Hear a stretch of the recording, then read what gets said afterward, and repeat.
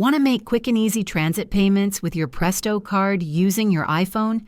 Adding your Presto card to Apple Pay streamlines your commute. In this guide, I'll show you how to add your Presto card to Apple Pay.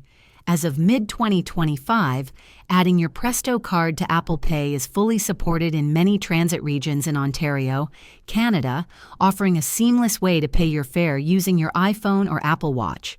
To add your Presto card to Apple Pay, first ensure you have the official Presto app downloaded on your iPhone. Log in to your Presto account within the app. Once logged in, you'll see an option to either convert to Apple Wallet, if you have a physical Presto card you wish to digitize, or Presto and Apple Wallet if you want to create a brand new digital Presto card. Follow the on-screen prompts, which may include holding your physical card to the back of your iPhone for conversion. Finally, confirm the addition within the Presto app and then in Apple Wallet.